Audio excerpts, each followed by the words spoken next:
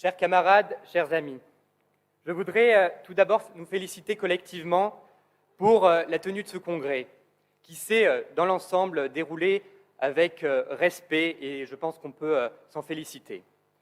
Quand on voit les déchirements que peuvent créer chez nos aînés certains congrès, nous devons nous dire que nous n'avons pas, dans la taille actuelle de notre mouvement, qui est certes plus grande qu'il y a 2 ans, mais je pense qu'on peut aspirer encore à bien mieux, nous n'avons pas le droit de nous diviser. Alors, qu'est-ce qu'être jeune socialiste? Être jeune, c'est être l'avenir. On nous le dit assez souvent. C'est être les constructeurs du monde de demain. Être socialiste, c'est croire en l'avenir, croire en un avenir meilleur. Eh bien, en tant que jeunes socialistes, nous avons une responsabilité d'autant plus grande. Nous sommes ceux qui croyons en un avenir plus juste, plus vertueux.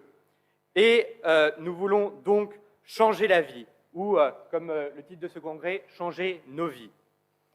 C'est pour cela que nous avons été mobilisés pendant plusieurs semaines contre la réforme injuste et injustifiée des retraites qui frapperait les plus fragiles, ceux à qui l'on demande encore déjà beaucoup.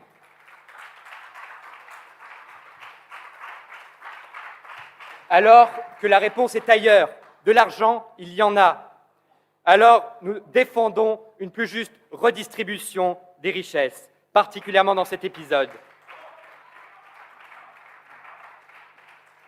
C'est l'objet d'une des propositions de notre PAN, le PAN A, visant à la mise en place d'une dotation universelle. Ceux qui ont lu notre PAN y verront une forme de radicalité, il est vrai, c'est assumé. Mais si ce n'est pas la jeunesse qui porte toutes ces propositions, qui portera ces débats sur la table? Notre PAN est un collectif divers avec des militants de tous les théos du Parti socialiste, et il a ma confiance pour porter une voix indépendante, sérieuse, constructive, engagée à la direction des jeunes socialistes.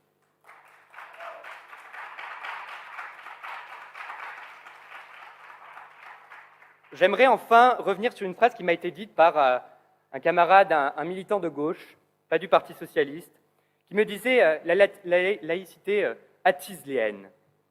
Cela m'a fait réfléchir sur la pertinence de l'existence de notre mouvement. Et je peux vous dire, je suis convaincu qu'elle est nécessaire. Elle est nécessaire parce que nous sommes la gauche qui défendons l'Europe. Et à quelques mois maintenant des élections européennes, nous devons repenser à ce que cela signifie. Défendre l'Europe, mais quelle Europe? Et c'est ce que nous devons nous dire dans les prochains mois, et notamment au vu de cette campagne.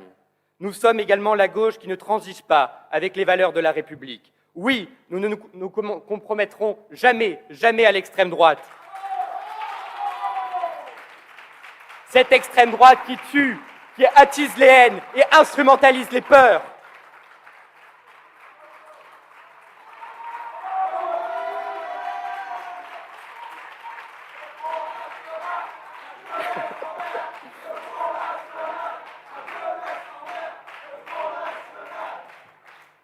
Dans ces valeurs, je pense notamment à la laïcité, car oui, bien loin de nous diviser, la laïcité est ce qui nous rassemble.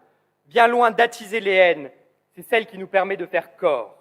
Grâce à elle, chacun est libre de croire ou de ne pas croire dans le respect de tous les autres. La laïcité a été défendue sur les bancs de la gauche de l'époque. C'est notamment grâce au grand Jaurès que fut votée la loi de 1905 sur la séparation des églises et de l'État, qui fait la religion... qui met la religion partie du domaine privé et l'État partie du domaine public. Alors, je fais confiance à Arthur Moinet pour porter la voix de notre mouvement et pour réaffirmer nos principes et nos valeurs. Alors, camarades, vive les jeunes socialistes, vive la République et vive la France.